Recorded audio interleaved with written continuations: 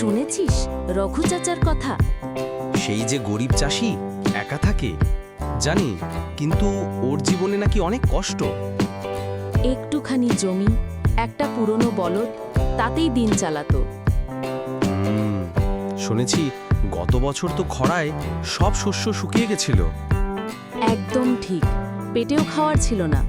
জমিদার এসে হুমকি দিল, ঋণ শোধ না করলে জমি নিয়ে নেব। ছি, তখন রঘু চাচা কি করলেন? এক ফোঁটা দুঃখ না করে শহরে চলে গেলেন কাজ খুঁজতে। শহরে গিয়ে কি পেলেন? দিন মজুরের কাজ করলেন, ইট টানা, মাটি কাটা, সবই করলেন শুধু নিজের জমিটাকে বাঁচানোর জন্য।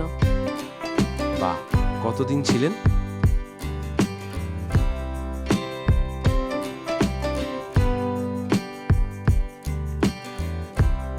প্রায় 1 বছর। এরপর ফিরে এলেন কিছু টাকা আর নতুন বীজ নিয়ে।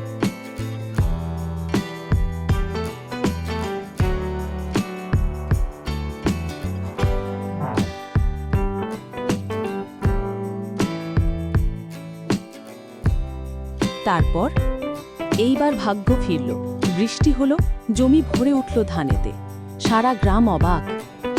জমিদার কি তখনও জমি নিতে চাইল? সত্যি, রঘু চাচা শুধু চাষি না, উনি একজন শিক্ষকের মতো।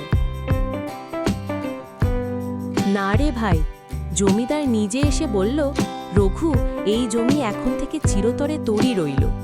আহা, কত ভালো লাগলো শুনে।